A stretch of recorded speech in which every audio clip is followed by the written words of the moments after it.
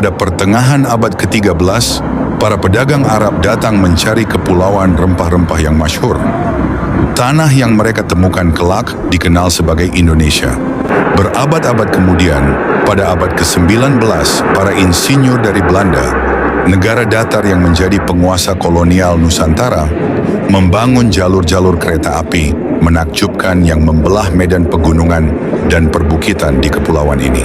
Pada tahun 1973, sekelompok penggemar kereta api dari Australia mengunjungi negeri yang terdiri dari lebih dari 13.000 pulau tersebut.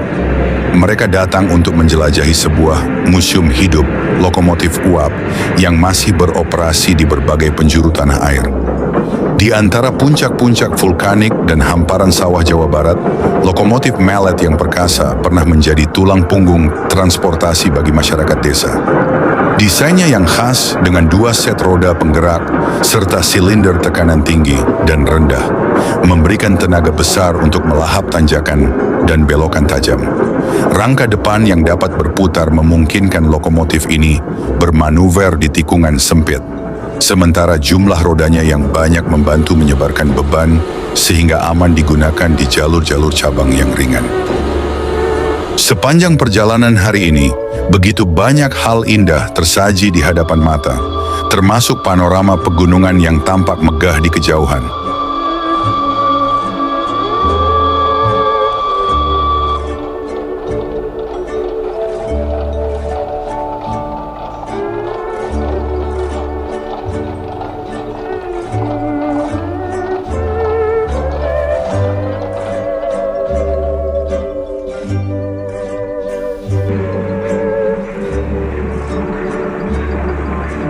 Di Cicalengka, Jawa Barat, selalu ada banyak orang yang siap membantu membalikkan lokomotif, sebuah pekerjaan yang menuntut kekuatan sekaligus kekompakan.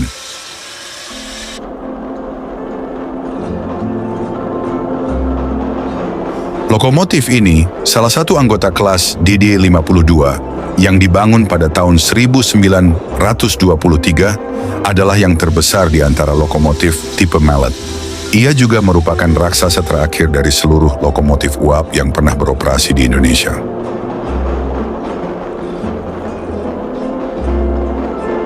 Depo lokomotif di Cibatu, titik pertemuan 3 jalur kereta api penting, pernah menjadi satu-satunya tempat di dunia yang seluruh operasinya ditopang oleh lokomotif Mallet. Setiap sudutnya menyimpan jejak teknologi uap berdaya ganda yang pernah menjadi kebanggaan perkereta apian Indonesia.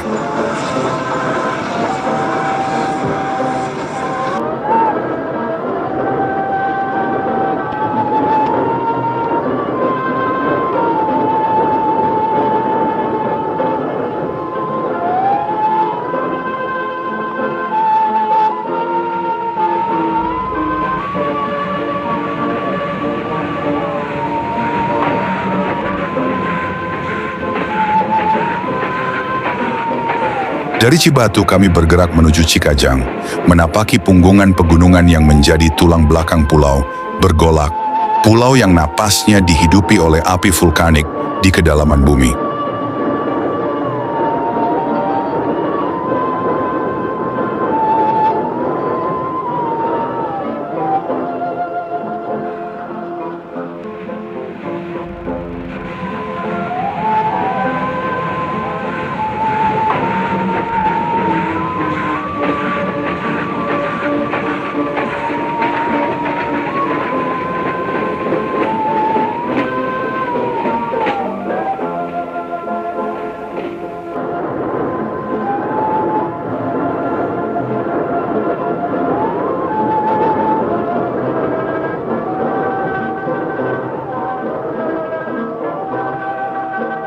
Pada tiap gerbong, seorang penjaga rem berdiri setia menjadi tangan yang menahan laju kereta yang tak memiliki rem pneumatik, sebuah kerja sunyi yang menjaga keselamatan di lintasan berbukit.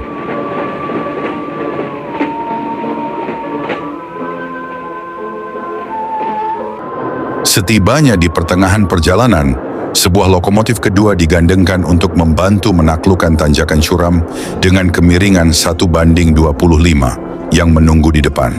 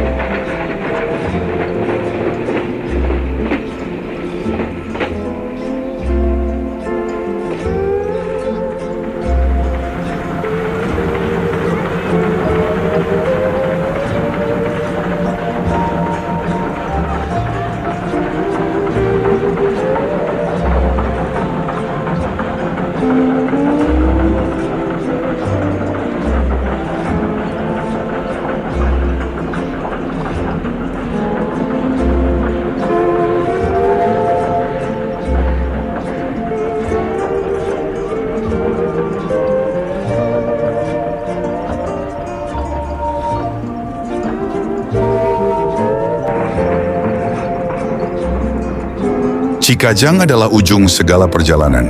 Pada Juni 1974, satu persatu jalur yang berangkat dari Cibatu ditutup. Lokomotif-lokomotif Mallet yang dahulu menggetarkan pegunungan itu pun disisihkan ke dalam senyap. Arus barang dan penumpang yang dulu menghidupi lereng-lereng Priangan perlahan padam, terserap oleh hiruk-pikuk jalan raya. Kini, dengan irama mesin diesel yang lebih modern, kami bergerak ke arah timur menuju Surabaya. Masinis dengan senyum ramah menerima sedikit tips sebagai balasan bagi siapapun yang ingin merasakan sensasi duduk di depan, di tempat yang dulu hanya diperuntukkan bagi para penjaga laju.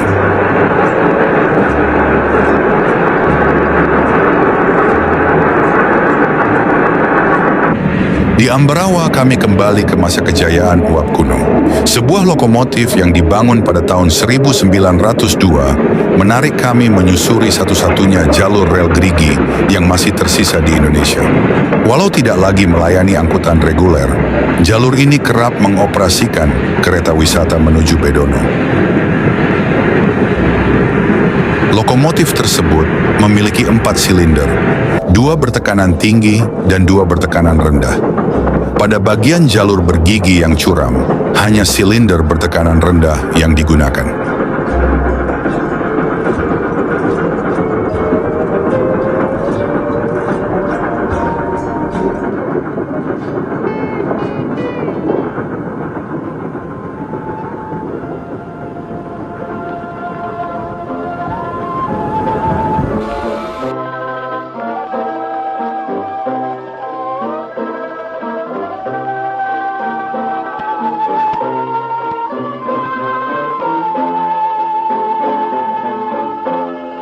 Surabaya, kota terbesar kedua di Indonesia, masih menyimpan banyak jejak arsitektur peninggalan era kolonial Belanda.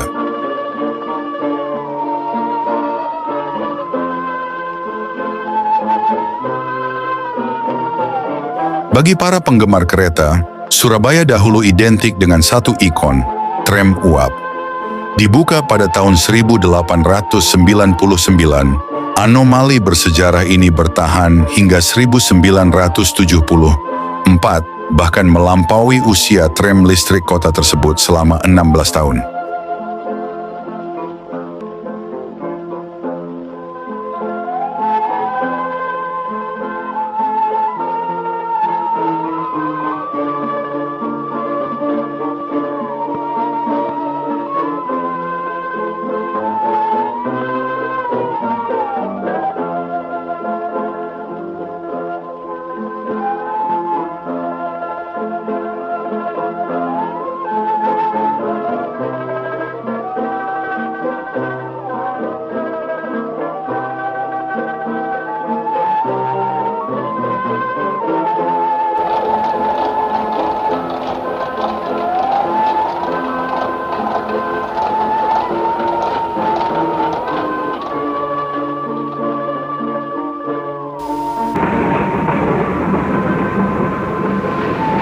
Pada tahun 1973, lokomotif yang sudah beroperasi sejak 1905 masih menarik kereta lokal di pinggiran Surabaya.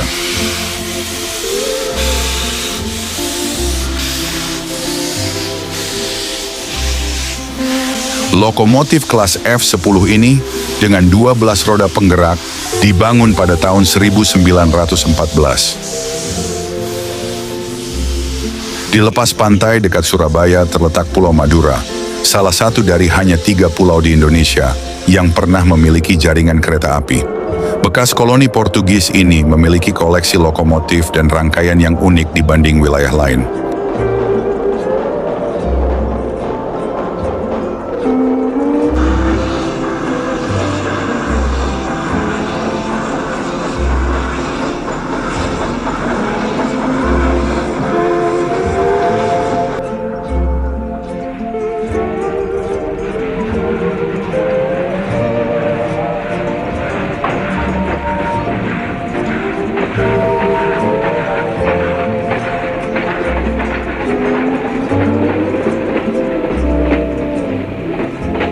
Kelas D52 dengan konfigurasi roda 282 dibangun pada tahun 1951 merupakan lokomotif uap paling modern sekaligus paling banyak jumlahnya di Indonesia.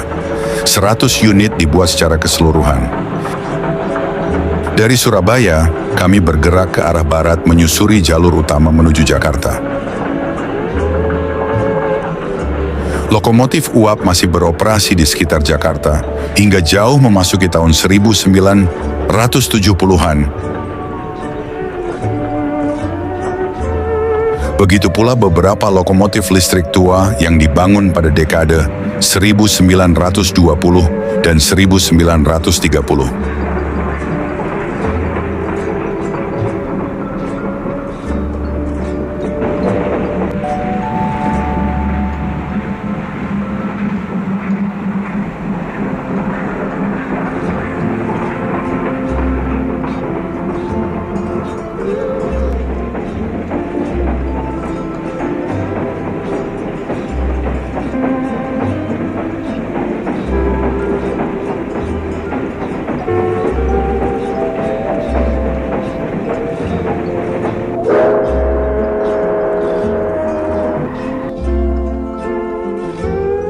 Kini kita menyeberang ke Pulau Andalas. Padang adalah ibu kota Sumatera Barat dan tanah bagi masyarakat Minangkabau.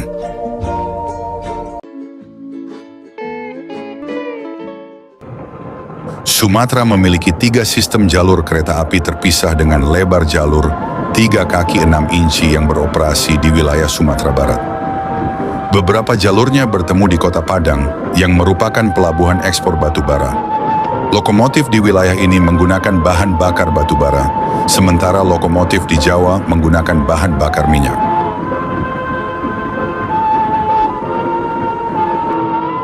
Perjalanan kami dimulai dari Padang menuju daerah perbukitan dan kota Bukit Tinggi.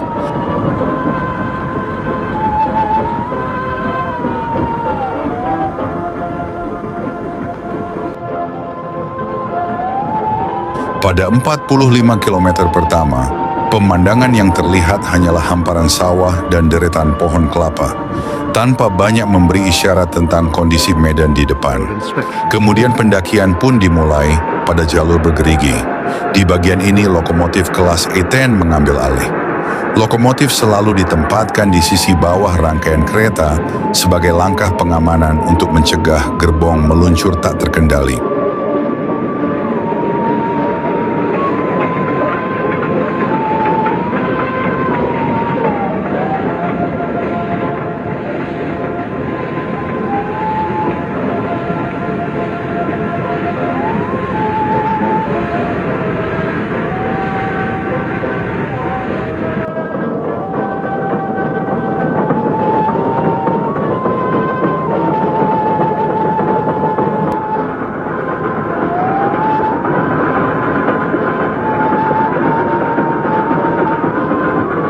Di tengah perjalanan, gerbong khusus kami dipindahkan ke bagian belakang kereta karena para penggemar kereta ingin berada dekat dengan lokomotif, sementara yang lain menginginkan pandangan bebas ke arah depan. Memang tak mungkin memuaskan semua orang.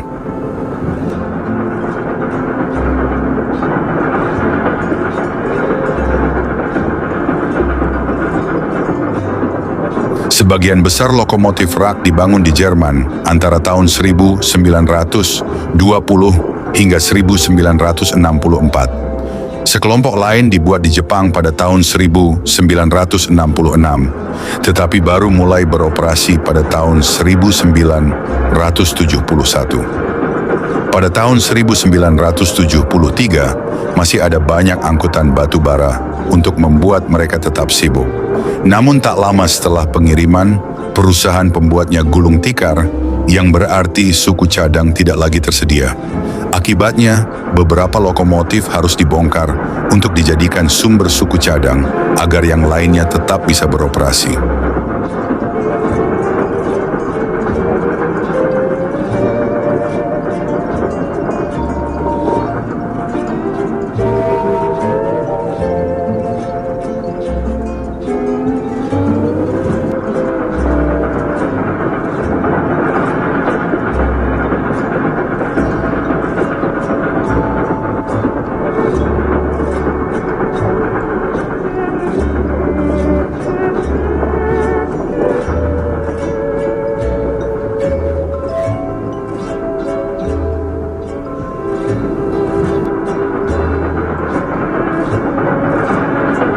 Orang Minangkabau seperti 80% penduduk Indonesia lainnya beragama Islam, meskipun Islam belum sepenuhnya menghilangkan kepercayaan animisme pra-Islam seperti pemujaan kerbau. Atap rumah adat mereka dibentuk menyerupai tanduk kerbau.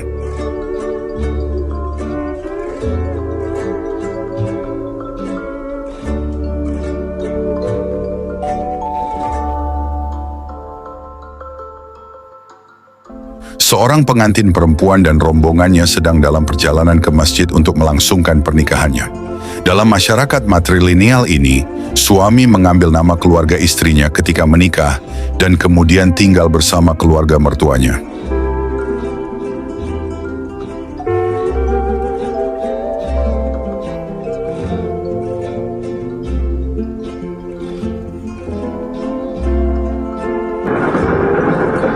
Perkereta-apian Sumatera Utara memiliki jaringan sepanjang 544 km yang memancar dari Medan, kota terbesar kelima di Indonesia. Semi Roundhouse di tebing tinggi memiliki 8 lokomotif dalam daftar operasionalnya. Ini menandai akhir dari perjalanan kami di dunia perkereta-apian Indonesia. Sebuah perjalanan menelusuri dunia mesin uap yang hilang, yang baru benar-benar dihargai tidak lama sebelum lokomotif-lokomotif uap itu memadamkan api untuk terakhir kalinya. Pada tanggal 17 Agustus 1973, hari kemerdekaan Indonesia, kelompok kami terdampar di Medan karena tidak ada penerbangan keluar dari negara itu. Jadi yang bisa kami lakukan hanyalah menikmati parade hari kemerdekaan.